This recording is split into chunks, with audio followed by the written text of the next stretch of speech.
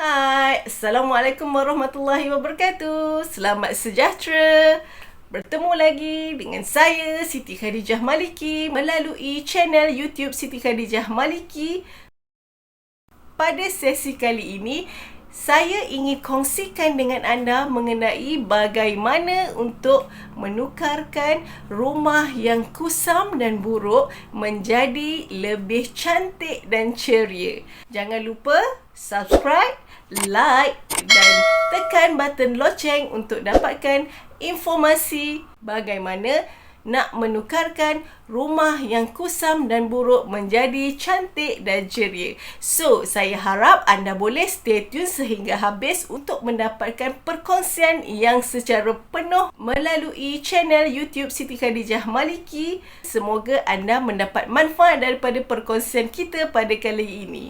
Baiklah, untuk sesi kita pada kali ini, anda perlulah menukarkan rajah rumah anda dari kusam dan buruk tersebut menjadi lebih ceria dan cantik. So, apakah tipsnya? Tips pertama, anda mestilah menggunakan warna-warna yang ceria. Keyword dia adalah penggunaan warna cat yang ceria ataupun warna-warna yang lebih ceria. Apakah yang dimaksudkan dengan warna ceria? Warna ceria seperti warna-warna yang warna-warni. Bukanlah bermaksud kita perlu meletakkan warna-warni.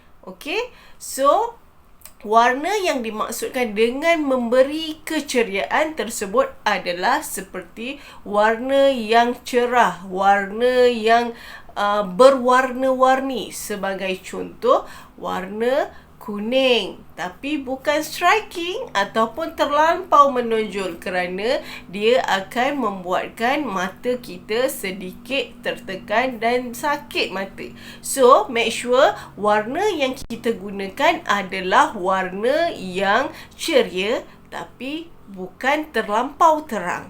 Seperti contoh kuning, kuning lembut. Seperti warna ini, kuning tapi tak cerah, tak terlampau striking.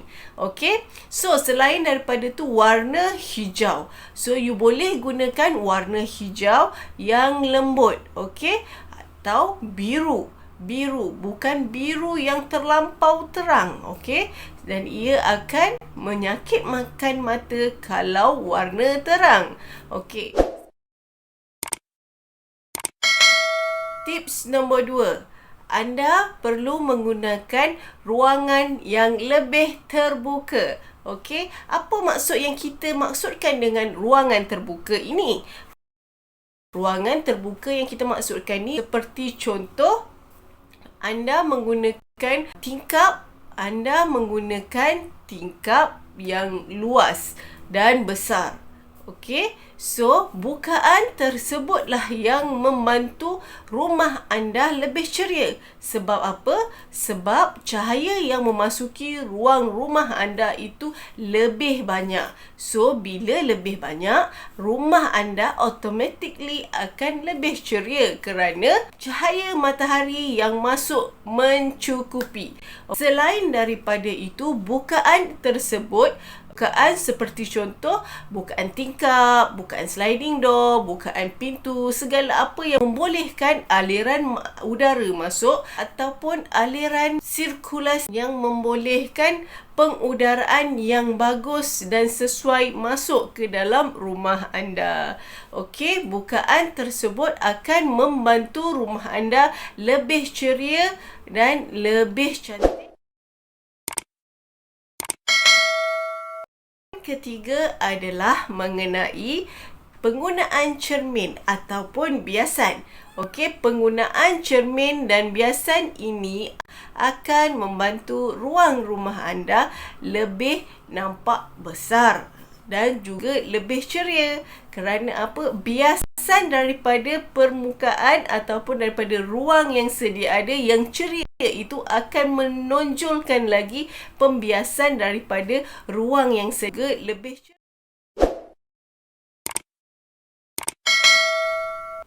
Poin nombor 4 adalah mengenai ruang yang terbuka dan besar. Okey, sebagai contoh, ruang rumah anda besar. Macam kita cakap tadi, poin nombor 3, pembiasan daripada cermin tersebut. So, cermin tersebut akan mewujudkan ruang rumah anda lebih besar. Jadi, ruang terbuka yang besar dan luas tersebut akan membentuk ruang rumah anda tersebut lebih ceria.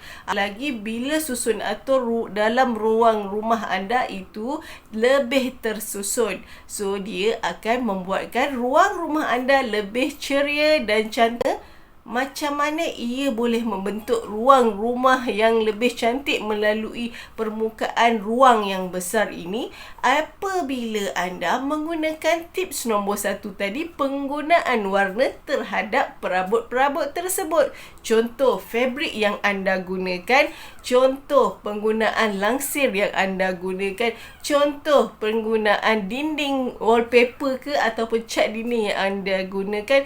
Itu mewujudkan ruang rumah anda itu lebih ceria. So, bila lebih ceria, bila ruang rumah yang lebih luas dan besar ini, dia akan terbentuk dengan keceriaan yang you telah susun aturkan di situ. Penggunaan perabot, penggunaan fabrik, penggunaan langsir, penggunaan wallpaper ataupun cat dinding. So, secara automatically, ruang rumah anda tu dah jadi lebih cantik dan tidak lagi kusam. So, gunakan keempat tips ini untuk membantu anda mewujudkan ruang rumah yang cantik dan tidak lagi kusam.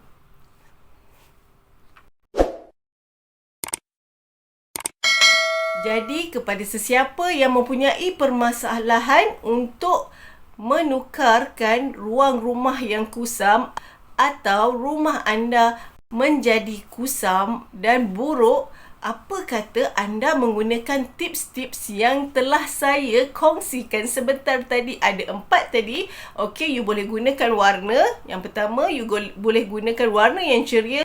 Kedua, you boleh gunakan pembukaan ataupun bukaan ruang tingkap ataupun ruang pintu yang besar dan luas.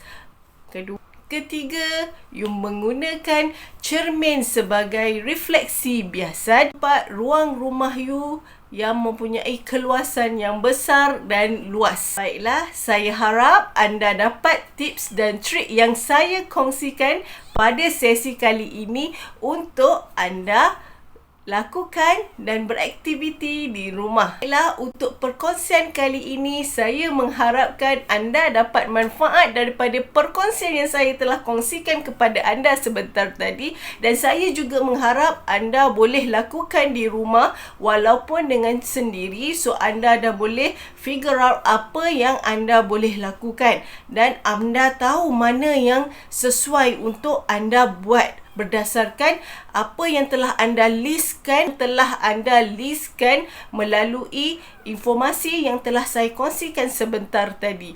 So, sekiranya anda ada apa sebarang pertanyaan ataupun anda ingin bertanya ataupun ingin tahu dan ingin mendapatkan konsultasi daripada saya secara personal ataupun secara private, anda boleh PM saya, anda boleh DM saya untuk anda dapatkan informasi yang lebih detail untuk anda.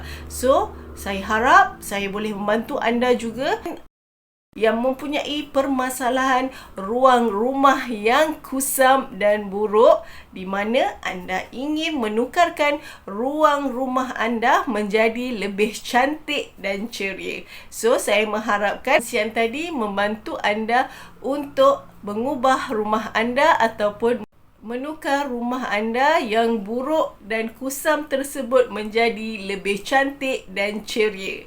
So, itu saja daripada saya, Siti Khadijah Maliki. Nantikan sesi-sesi perkongsian saya akan datang. Jangan lupa subscribe, like dan tekan button loceng untuk dapatkan notifikasi yang terkini melalui Siti Khadijah Maliki channel YouTube. Terima kasih kerana sudi menonton dan sudi mendengarkan perkongsian saya sehingga habis. Assalamualaikum warahmatullahi wabarakatuh. Nantikan perkongsian akan datang.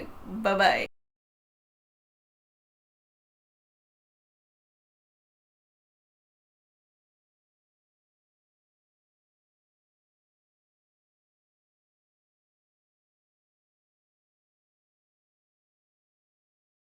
Perkongsian